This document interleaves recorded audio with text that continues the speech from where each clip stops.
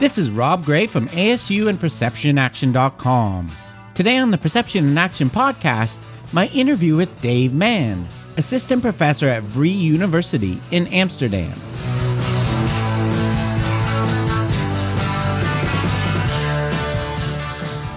Hi everyone, welcome to the Perception in Action podcast, where I discuss how psychological research can be applied to improving performance, accelerating skill acquisition, and designing technologies.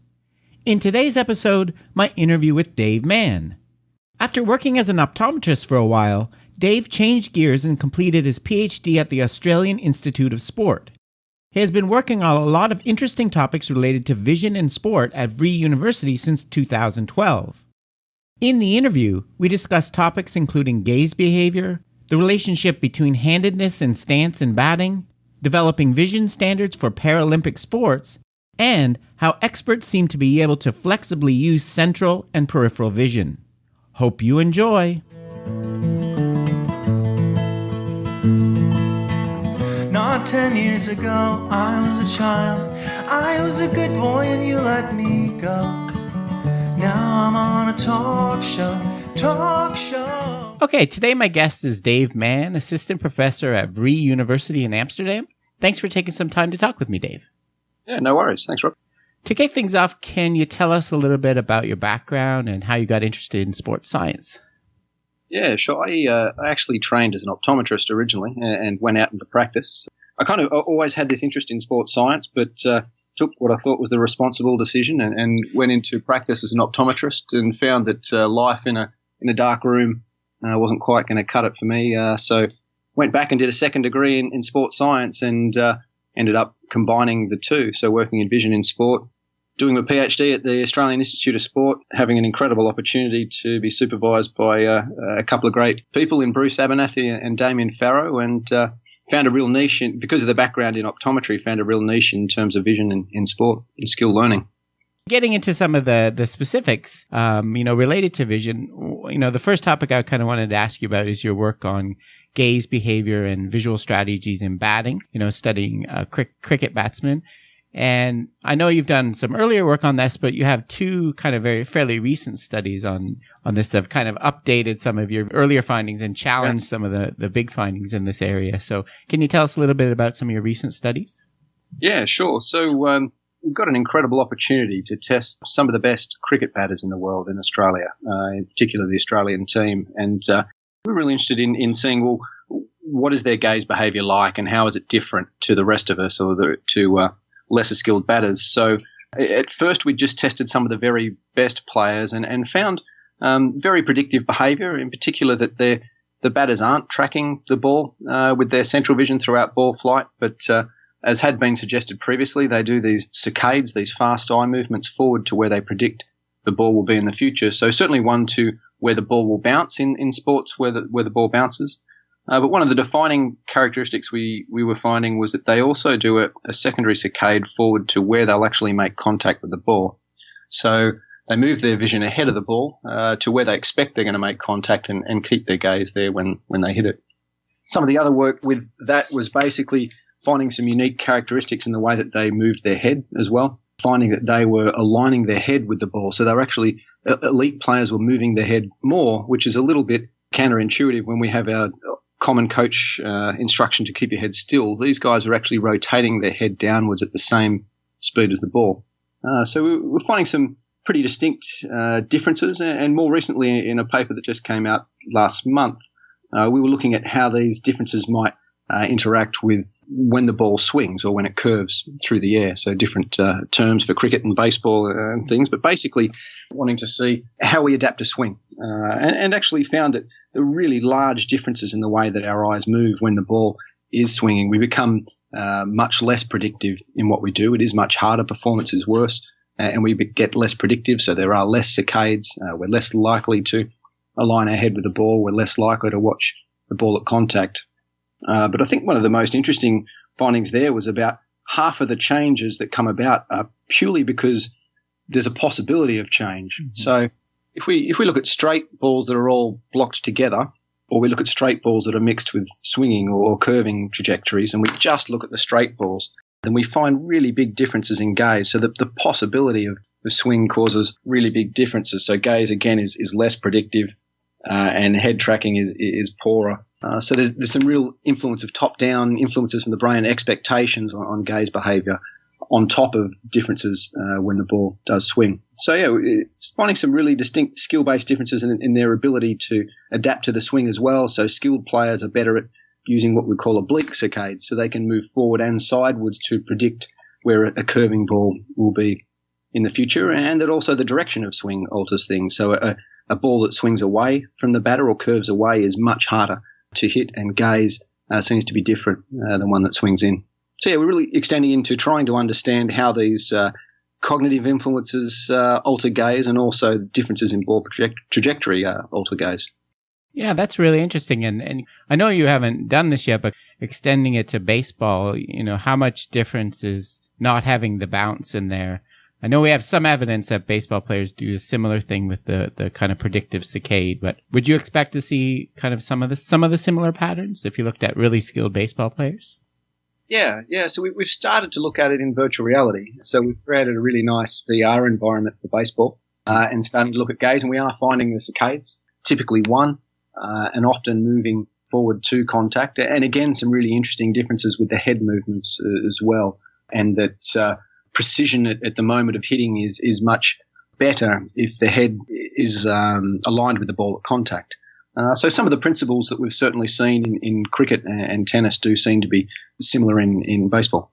Yeah, no, that's really interesting. So I was going to ask you where you were going next with it, but it sounds like you're already there doing some stuff in VR. I guess that creates lots of opportunities you can't do as easily with real pitching, right? Yeah, I mean, it's the control that's possible there is incredible, and of course, we've had these concerns of, well, how representative is it, a real-world task? But I think the more we look at it and the better our VR is, it does seem to be quite representative, and it just allows us to control things a heck of a lot better. Mm-hmm.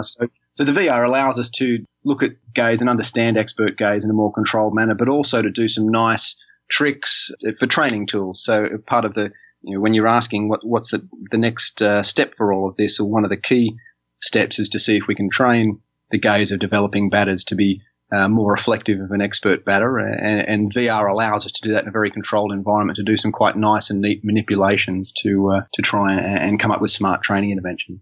Well, that's really interesting. Yeah, I look forward to seeing that come out. And, people have been studying this kind of off and on for a long time, but I still think we have a lot to learn about kind of gaze behavior and batting. And sticking with batting, so at the time of recording, in a few days, you're going to have a new article coming out in the New England Journal of Medicine. When everybody's listening to it, this will already be out. Looking at the relationship between handedness and stance in baseball batting, kind of builds on some similar work you did with cricket, right? Can you tell us a bit about what you found with this study? Yeah, sure. So like you said, it comes from some work from the cricket batting as well, and that was actually just a chance observation when I was doing some work at the Australian Cricket Academy a number of years ago, and they had a very talented young squad of 16 cricketers, and 11 of them adopted a left-handed stance, which in itself wasn't so surprising, but when we couldn't actually find anyone that threw left-handed, it turned out that 9 of the 11 were right-hand dominant and threw right-handed but batted left-handed. And it was only a couple of years ago when we had a master's student here in Amsterdam by the name of Ollie Runswick that we decided to look into it and found quite an extraordinary overrepresentation at the elite level in cricket of people who bat in a stance that would be the opposite to what would be expected based on their handedness. So people who are right-hand dominant who bat left-handed, and people who are left-hand dominant who bat right-handed. That effect was very strong in cricket. So at the elite level, batters were 7 times more likely to be adopting that what we'd call a reverse stance compared to the general population. While we were going through that, we found a paper in the New England Journal of Medicine about 35 years ago. It was published, and it actually concluded the opposite. So it basically said that the best setup for baseball batting was to be left-hand batter and left-hand dominant. And there was a hypothesis there that might be something to do with having less hemispheric lateralization, so that there's more crosstalk across the two hemispheres in the brain. And so because it was the opposite to our findings in cricket, we were quite intrigued by that.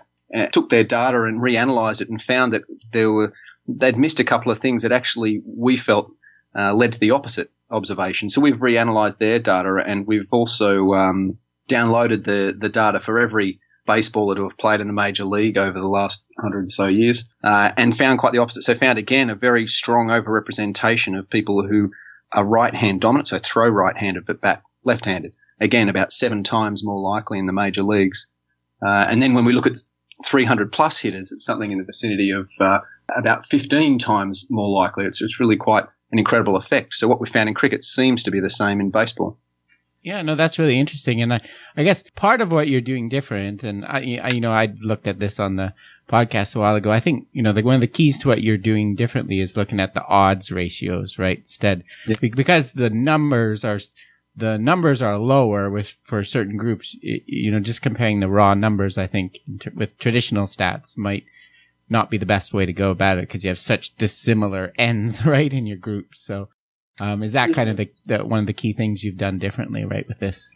Yeah, and that was a really good challenge when you did that and did the statistics in baseball and basically weren't finding a difference. And we find the same as well. Kind of try to think about it, and I guess to give an analogy, to make something up, if you were to have a hypothesis that taller people are faster runners, and so you take the finalists of the 100-meter sprint at the Olympics and you compare the sprint times of those that are above average height to those that are below average height, you probably wouldn't find a difference. They're all so good and the speeds are so high that you might not find a difference. But if you looked at the final and 7 of the 8 were taller than average, then you'd start to think, well, hold on, even if the averages aren't different across those 8, then maybe there is an advantage to being taller. So that's very much the odds ratio approach that we're trying to take here and look at whether there's an overrepresentation at that elite level.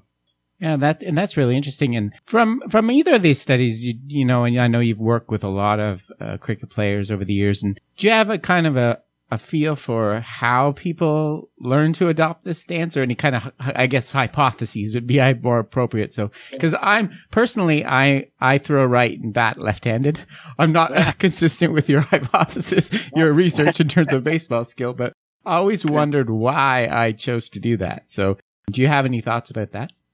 There's a bit of a fork in the road here for baseball and cricket. So when we speak to baseballers, there's a general acceptance that it's better to bat left-handed. And so you certainly hear of parents who encourage their right-handed child to bat left-handed. So there may be a little bit more engineering involved in baseball. I'm not sure yet. It's certainly in cricket, that's not really the case. There's as far as I know, there's not really instances of people being taught to bat left-handed because there is an advantage, and it's generally down to chance. For example, one of the best batters in Australia over the last 10 or 20 years, he's right-hand dominant, and he started to learn right-handed, but his hero was left-handed. His hero batted left-handed, so in the backyard he just turned around and started batting left-handed. We just hear a lot of these chance observations. There doesn't really seem to be any deliberate turning around or anything along those lines. We don't yet know whether it's something you should do from the very start, or whether you should, from the very start, adopt a conventional stance and then switch later. We don't know. It's something we certainly want to try and answer.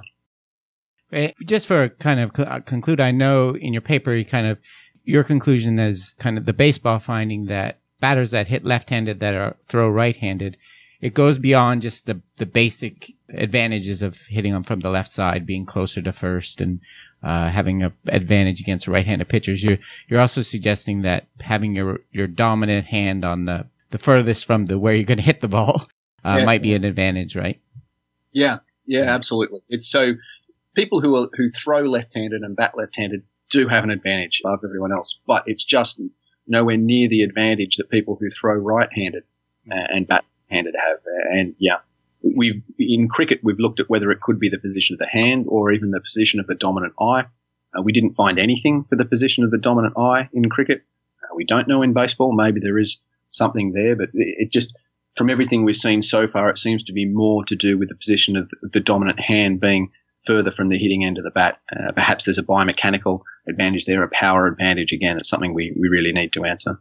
Yeah, no, that's really interesting. And turning to some of your other research, I know one of the things you've been looking a lot at recently is doing research to kind of set vision standards for Paralympic athletes, which I think is a really interesting topic. Can you tell us about that? Yeah, sure. It's a fascinating area. The Paralympics are growing so strongly, and it's become so professional so quickly that a lot of questions are being asked about the way that they structure their competition. In Paralympic competition, you can have a physical impairment, an intellectual impairment, or a vision impairment. And typically when you want to compete, if you have an impairment that qualifies you to compete, then you're placed into a class. So this process called classification, where you're placed into a class where they look at your impairment and put you into a class so that you compete against others who have a similar level of activity limitation as a result of their impairment. So for athletes with vision impairment, there's just 3 classes. There's what's called a B3, B2, and B1. The classes are the same across all of the sports, and they're based on legal definitions of low vision and blindness. So the problem for the IPC with that system is that's the International Paralympic Committee. So the problem with that system for them is that it's not evidence-based. So there's no evidence to say that those classes are fair ways of competing, the classes that are made up for legal definitions of low vision. It may be that some have an advantage over other athletes. The other key thing is that it's not sport-specific. So the visual demands of some sports, for example, football or skiing, are likely to be much different to the visual demands of other sports like swimming. So basically the IPC wants to move towards a sport-specific evidence-based system where there'll be a different system for each sport that relies on evidence showing the relationship between impairment and performance. So the IPC set up 3 research centres to move towards this evidence-based system of classification, one for physical impairment, which is in Brisbane, one for intellectual impairment, which is in Leuven in Belgium, and one for vision impairment, which I'm responsible for here in Amsterdam. So it's great fun. It's a really challenging task to try and figure out, well, how much impairment should you need to compete in the Paralympic Games that would decrease your performance and mean that you're unlikely to be able to compete in able-sided competition, and then what classes do we come up with to make sure that athletes are competing as fairly as possible. So it's fascinating work, and it's a great opportunity to make a difference to the lives of people with impairment. Yeah, I think that's really interesting. I think, it's something probably people take for granted. We use classification all the time in sports. So we have age classifications, we have gender classifications. We use them in all sports to try and make sport fairer, and it's just the same principle applied to parasports to try and make things fairer. Yeah, it's a real challenge, but it's crucial for the integrity of the sport. As I said, it's become so professional that we really need to have as even as possible a playing field. And kind of extending on that, I wanted to ask you general thoughts about the role of vision in sports. And I know some of your early work, you did some really interesting things looking at adding blur and seeing how it affects batting performance in cricket, and found, I already talked about this on the podcast a long time ago, how you can add quite a bit of blur before you actually see any effect. So I wanted to ask, what are your thoughts on the importance kind of general visual abilities in sports and whether it's worth training these for an athlete? It really depends on the sport and if that aspect of vision is a limitation to performance. So the studies that you were talking about, we had done, again, largely in cricket batting. And I was a clinician at the time as an optometrist, and my gut feel was very much that any improvement in vision would improve performance. So I just tried to flip that around and go, well, what will happen with performance if I decrease vision? And basically found not much. I was decreasing vision using contact lenses to blur people's vision and finding that batters were just as good until we basically made them legally blind, which was really quite a surprise to me, and I guess changed my view on what really was important within sport and the general visual abilities. While you do need a core level of functional ability, it changed my view that perhaps improving vision to above normal or supernormal vision wasn't likely to be the limitation of performance. It wasn't likely to improve performance. Of course, it depends on the task and the sport. But this was cricket batting is like baseball batting is one of the most visually demanding tasks that we can do in terms of visual spatial coordination. So yeah, it really, I guess, changed my view and said that we really need to take a sport specific view and not just always assume that better vision will result in better sport performance. Yeah, no, that perfectly sums up my view as well. And I actually have an episode I just released today talking about baseball, and it's kind of looking at some of the vision research. And I definitely agree, it's a limiting factor, but I don't know if we have the evidence that putting a lot of effort into becoming supranormal, putting effort into doing things like you described, learning the eye movement and the head movement strategies, sport-specific things would be much more valuable use of your time.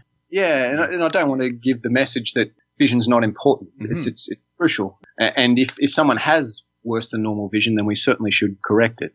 But if we're given a choice to train general visual abilities or more sport-specific parameters, then I'd certainly be going for the latter. The last kind of thing I wanted to talk about, again, sticking with the topic of vision, is some of this interesting work you've done with these really cool gaze contingent displays and looking at kind of the contribution of central and peripheral vision. You know, in sports, a lot of sports, we tend to fixate on the idea that everything happens in central vision, but I think you found some really interesting findings with this. So can you tell us a bit about that work? Yeah, sure. I can't take too much of the credit for this. This was the really hard work of Dong Yun Ryu, who did his PhD in Hong Kong, at Hong Kong University, and is now doing a postdoc in Bangor in the UK. Basically, he was interested in looking at the role of central and peripheral vision in expert decision-making, particularly looking at decision-making in basketball. So he was using these gaze contingent displays, which basically allowed him to track the eye movements of participants and to change what participants saw based on where they were looking. So he was particularly interested in asking, well, we probably know that experts are better in using their central vision, but are they better in using their peripheral vision? Something we'd probably suspect would be the case, but let's try and look at the nature of it and see whether there is a similar type of advantage in peripheral vision. So he would have participants watching clips of video, clips of basketball play. So they'd see an evolving pattern of play, and they'd need to make a decision about who typically the most appropriate person was to pass the ball to.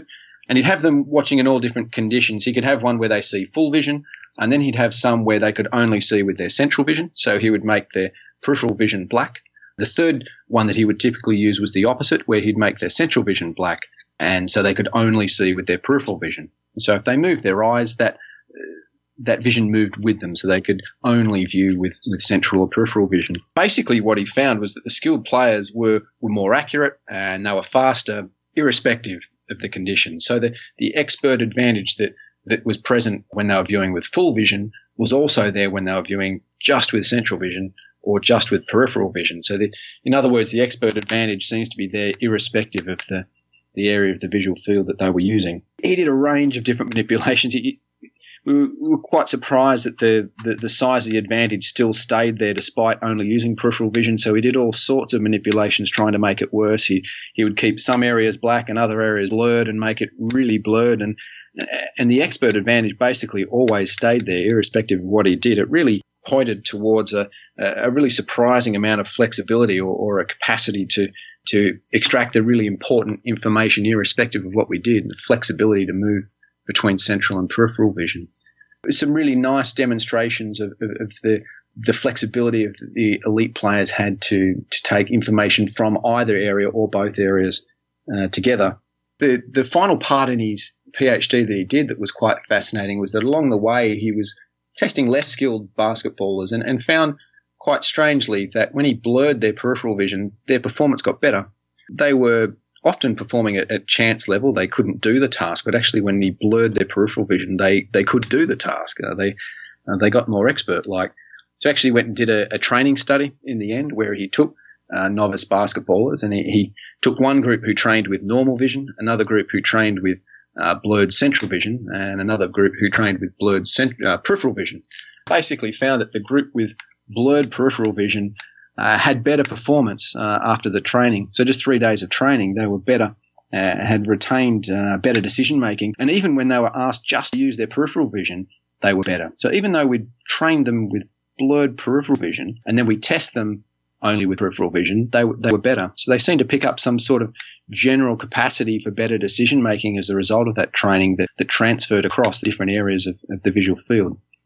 It was quite a counterintuitive and surprising result. Just across those few days, you could improve the decision-making by what we think is aligning gaze and attention. So essentially, if we blur peripheral vision, we're forcing attention to be aligned with gaze.